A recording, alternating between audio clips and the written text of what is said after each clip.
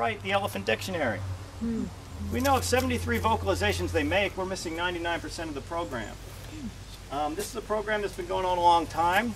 They've, remember years ago they did it with the whales, and most sonar operators can actually pick out a whale to this day based on its frequency. Well, I think the elephant dictionary will be written before that because we'll have a visual representation of it as it was transmitted. We are working on getting a remote listening device to put on my secondary fence here that will actually monitor the infrasound that's going on right now that you can't hear. So, what's the value of this? I wrote them a letter and said, well, gee, I got these two elephants. They got an interesting history. They're certainly unique. Would they have anything of value to say? I don't know. Their response was, we don't know, kind of. But here's the thing. If you study the structure of language, the Eskimos have over 100 words for snow to describe different states of snow. So we assign more words to things that are of great importance. Like if you take a newborn in any nuclear family, what's it take, about a week before he's got 5 nicknames? Roughly. Well, here's the thing. From this little barn, we are hoping to get this remote listening device, and one of my biggest hang-ups right now is finding out. See Jim right there? Hey Jim, could you step down here just for a minute? There he is. Get a good look at Jim. There he is. Here's one of my biggest hang-ups right now. Jim has known these girls since the 70s, right? He's with them almost 18 hours a day now. He's known them forever. I'm dying to know, does he have a name?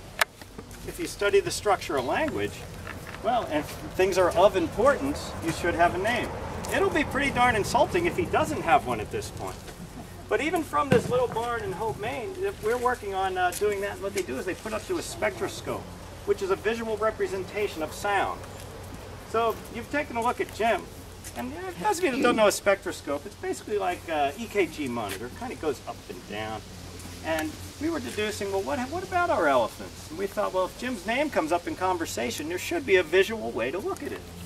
So we were thinking, well, based on the way Jim is, when his name comes up, we think it will be short and stocky. That's what we really think.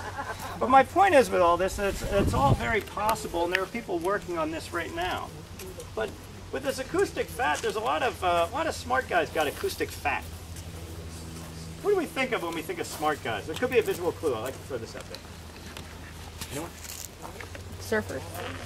Dolphin? Did someone say dolphin? Dolphin and orca whale. These guys are pretty smart, thought to be. Guess what? They have acoustic fat of and about the head and the nose. The elephant has it in his foot. They communicate at a higher range. These guys are a lower range. But so all the smart guys got acoustic fat. There's a long way. This became an adaptation for great communication. And quite honestly, in terms of distance, it trumped us for thousands of years. So how is it in terms of information, how are we smarter than they are? Well, here's kind of a loose theory. We developed vocal cords. They have vocal cords. We developed spoken language. These guys have language. We have spoken language. You can write roughly 19 words per minute with a pen. I think the average is like 33 words on a keyboard to type. If you're spoken language, it can be 250. If you're in sales, it can be 450 a minute. If you're me, it's like 9,000. But what I'm saying is, I think this is where we began to break off from these guys in terms of an understanding of the world. If you take something like, take a famous speech. Anyone? You guys are thinking Kennedy, you're thinking Clinton. Gettysburg Address. Lincoln! Gettysburg. I always loved Lincoln. Yeah. But it was 407 years ago, our fathers brought forth on this continent a new nation, conceived in liberty and dedicated to the proposition that all men are created equal. Here's my point with all this. Can you imagine Abraham Lincoln trying to communicate to a group, a large group, without being able to speak like that? You know how long that speech would take? Long time. So this was kind of a jumping off point for these guys as far as communication goes. This is perhaps where we started to trump them. So if you think of like brain gain or brain drain these days, we talk about that a lot.